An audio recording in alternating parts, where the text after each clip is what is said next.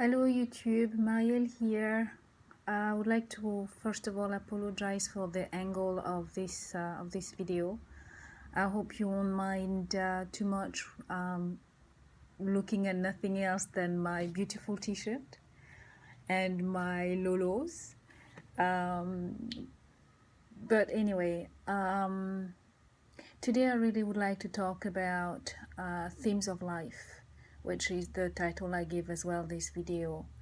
And this is regarding some struggles some of us can have reoccurring in our lives, whether we realize it or not. But before I go into that, I would like to briefly talk about something I just, well, not so long ago, just heard in a video. No, sorry, in a movie. And this is how it goes. You never get rid of your demons. You just learn to stay above them. Now, this is a line that Tilda Swinton gives as the ancient in Doctor Strange movie, which I went to see not long ago at all, and which I thoroughly enjoyed, by the way. And this their line made me think of something my grandmother used to talk about when I was growing up. It was different, but it kind of, for me, all kind of come together quite nicely and complemented what my grandmother taught me while I was growing up. You see, she would tell me stories about her own life and her struggles. And sometimes, she would muse about how people's lives can revolve around struggling with similar issues over and over and over. Now, the strangest thing that happened was that once she opened my eyes on that subject, I started to notice how she herself was very much a victim of that phenomenon. I mean, she would continuously make the same mistake, and she never seemed to be able to avoid or break her own choice pattern. I even started noticing the same thing in my father's life too, and some adults around me as I grew older. This is what led me eventually to think that demons in some people's life can take many forms, such as addiction, vices, self-abuse, self-neglect, self-sabotage, or even poverty in all its different forms of reality. This also led me to think that people's demons can very simply be just negative, repetitive cycles of bad luck too, or negative situations, or even just the fact that some people, attract the same type of negative people around them. There was a time when I used to hear or see the quote that says insanity is doing the same thing over and over again and expect a different result. And I used to laugh at that because I believed that I was better than that myself. Now you see, these days, as I understand the enormity and the gravity of the problem our community is battling, this quote now makes me very sad because I've gained a deeper understanding and more humility in such matter because of my own situation, and also because I remember my own grandmother's struggles and as well as my father's struggles. And to add to that, I also remember back in the late 90s when I first heard Oprah Winfrey say that life always gives warnings before calamity strikes. I remember very, very vividly when she said, first come the pebbles, then the bricks, before the entire wall collapse on your head. Now that phrase made a lot of sense to me back then, even though I was a youngster with no experience of my own really. But looking back now, I think what Oprah said made sense to me because it complemented what my grandmother shared with me as a youngster. Just like this new line in the movie, you never get rid of your demons. You just learn to stay one step ahead of them or above them. So yes, that sentence of first come the pebbles, then the brick before the entire wall collapse on your head has more meaning and weight now in my life, more than ever. And to be honest, I don't know if I am at the stage where I am being attacked by the bricks or if I am actually underneath the rubbles of a collapsed wall.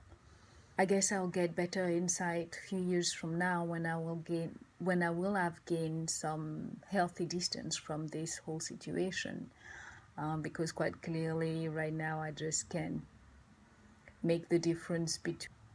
But what I would like to say is that because I'm having to learn about narcissism, I am now able to look back at my own childhood experiences with completely new eyes.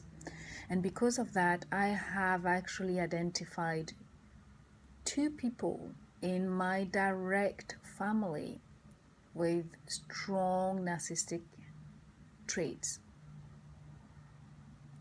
One is a total psychopath, and the other is just a narcissist. Now that I look at the roles those 2 individuals have played in my life while I was growing up, I can't help but wonder if they played the role of if they played the role of the warning pebbles in my life, especially when I add to this account all the premonitory dreams I had all along my life. Yes. There were many warning dreams. Many. And I was just too young and too innocent to understand the meaning of those dreams. And even to those dreams that I paid attention to, I now realize that I did interpret them completely wrong because I just, yeah. It's a weird thing to have a gift and not be able to use it properly. But one thing for sure is now I know that I have been warned about all of this for many years, and I would even say decades. For a good decade now I have been warned and about this stage of my life, and I will share with you some of the most striking dreams I've had over the years, but in other videos. But for now, I'll just go back to those 2 members of my family, which are now, is now very obvious to me that those 2 members of my family must have been the markers of the beginning of my own personal journey into the world of narcissism. So yeah, I didn't actually start with my husband. People are right. Usually it starts in the family. Most often than not, it starts in the family. I had a hard time accepting that, but I now quite clearly see that it's true, because one of them sucked directly in a vicious manner on me as a youngster, but it was for a short period of time. And while the other one used me as a shield, milked me like a cow, while embodying my character traits to disguise his true self. And and um, and he was very good at it. Again, one day I will elaborate more on those two individuals and what they have done, over the years to the rest of the family, as well as myself. But for now, I'll just identify them as being one of my aunt and the other one being my own brother. Now, my aunt, that one, she is a psychopath. I mean, she's a total psychopath. Slightly similar to my husband. All my family members became wary of her ways a long time ago, but no one to this day suspects her from really being a psychopath. I don't think anybody thinks along those terms, and this is one of the reasons we have to keep talking and spreading the word, because those people operate in families in such a subtle way, and most people just don't make the connection. They know something's weird, something's not right, or they make all sorts of rationalizing theories and everything, but nobody really take them for what they are. And as for my brother, he's so subtle. This one, he's so good as well, that if it wasn't for all the reading and the researching I've been doing over the last few months, I would have never suspected him of anything. Despite all the cognitive dissonance he caused me to experience throughout our lives, while we were young and being teenagers and young adult and now mature adult. Now it's all clear to me, but again, just like my husband, I would see things and I will just say, that's weird, and find a way to explain it and move along.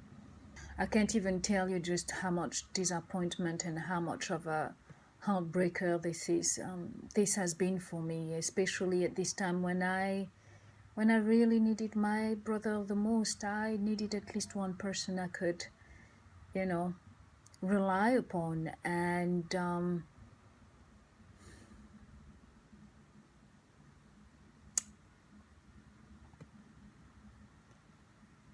anyway, he doesn't even know that I am suspicious of him, and I don't even know if I'm going to confront him. There's just too much for me to deal with just now, so I just choose to just ignore him and avoid him for now.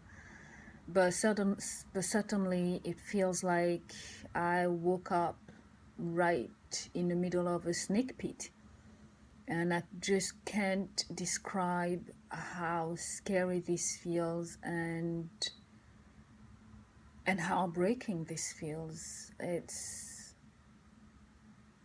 sometimes my mind has just a really tough time coming to terms with this. I feel surrounded by nothing but just ugliness.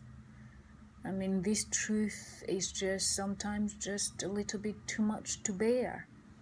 But now that I know that this is something that has been part of my life, even as a youngster, I think it's safe to say that my future will most likely keep involving such people. I feel the need to be prepared to accept this reality, and I accept the fact that this situation might possibly be the most predominant and reoccurring negative theme pattern in my life. I would also dare say that for a lot of us in this community, we have to also realize that those kind of demons that we're struggling against, they can't be banished, they can't be vanquished. Even if we manage to do so in our personal lives, for those who are lucky enough to do that, the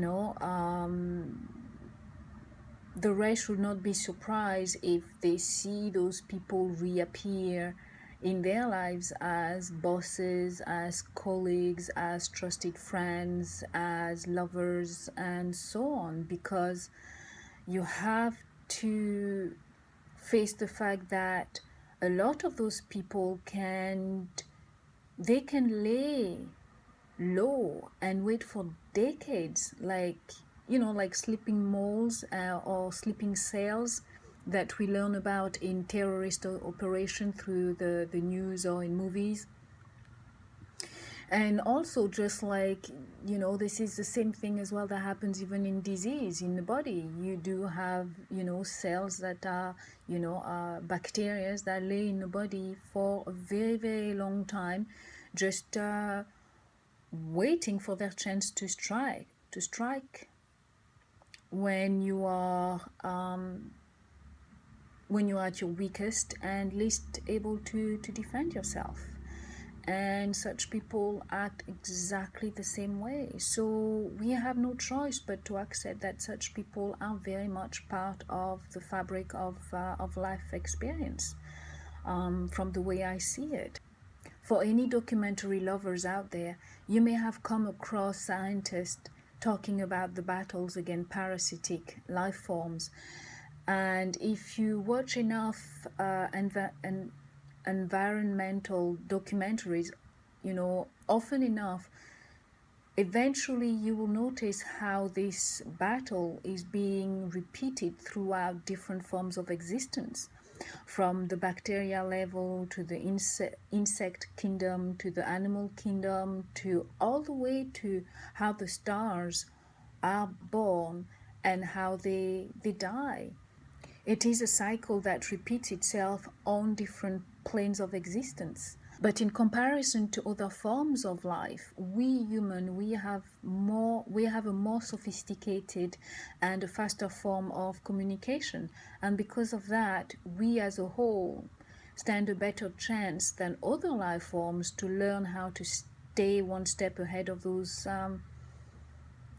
kind of people and those kind of abuse. And the best way for us to do that is by continuing to spread our knowledge about those emotional extortionists, those emotional manipulators, those emotional vampires, those emotional predators, those human parasites, because that's really what they are. That's, the less clinical way of describing them, but it is just as an efficient way of describing what they do to their victims. And some of those covert abusers, especially the covert abusers, the way they operate is so secretive, it's so subtle that it's a real challenge to learn to identify them. And this is one of the reasons I will keep giving as much detail about my circumstances, about my life, about my situation, as much as I can, despite the embarrassing factors, because yes, there are some stories I really would like to share, and I'm kind of preparing myself to do so, and how I'll choose the words that I'll be using and all of that, because yes, it's embarrassing. Some stuff are extremely makes me feel extremely even more vulnerable than I already am, and it's embarrassing, and it just won't make me look good at all. But I truly want to keep sharing my story, and because like I said, it's the only way we can expose those people. Yeah, I want to keep telling my story, and hopefully the details that I give can help others to see through those people.